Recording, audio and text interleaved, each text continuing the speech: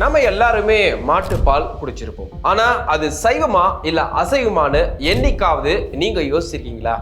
India America இடையே வர்த்தக ஒப்பந்தம் கடந்த வாரமே இறுதி ஆகும் அப்படின்னு எதிர்பார்க்கப்பட்டுச்சு. இருந்தாலும் அது தாமதமாகிட்டு தான் போகுது.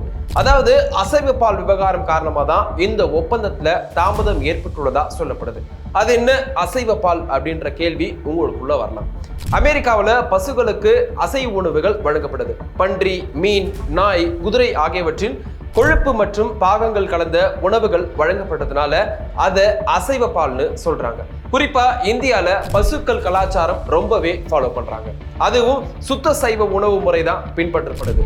மத ரீதியான சடங்குகள், கோவில்கள்ல பால், நெய் பயன்படுத்தப்படுது. அதனால அமெரிக்கா பால் பொருட்களை அனுமதிக்க இந்தியா மறுக்குது.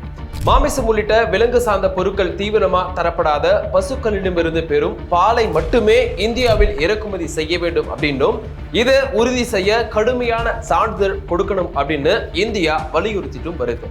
அமெரிக்க பால் பண்ணை பொருட்கள் இறக்குமதியை அனுமதிச்சா நம்ம உள்நாட்டுல பால் மற்றும் பால் பொருட்களின் விலை குறைய நேரிடும் அப்படின்றதுனாலையும் சிறிய விவசாயிகள் வாழ்வாதாரம் பாதிக்கும் அப்படின்றதுனால இந்தியா தயங்கவும் செய்யும். இந்த அசைவ பால் விவகாரம் பத்தி நீங்க என்ன நினைக்கிறீங்க?